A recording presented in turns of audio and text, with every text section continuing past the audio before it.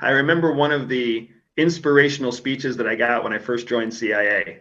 Um, there was this gigantic man. I mean, like a 6'6", heavy set man, Shitty white spy, guy. right? Yeah, I mean, he'd blend right in if he was in Norway, but he's gonna stick out like a sore thumb if he's in, Senegal. But but he gets up in front of our training class, and he gives this big inspiring speech. And I'm telling you, Salem, like, I was inspired. We were all inspired by this speech. And the whole message of the speech was how important CIA officers are to ensuring what he called American primacy. American primacy. Now, the word primacy means prime, number one, top, right?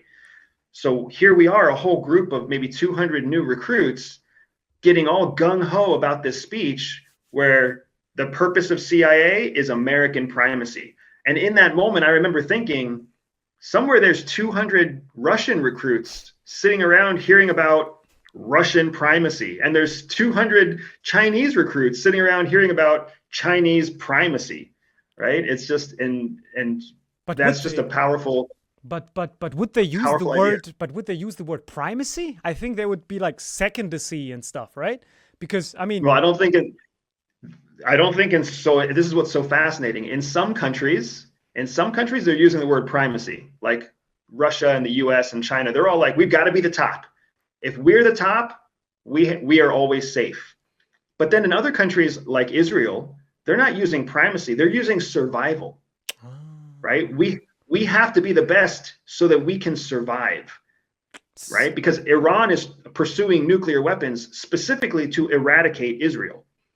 So for Israel, they don't need to be the best. They don't need to be the first. They need to be the most vicious to ensure their own survival. they're also But born yes, then from you've got, Second World War, yes, because all yeah, this stuff exactly. But then was. I'm sure you've got countries like the BND, right, or the DGSE in France.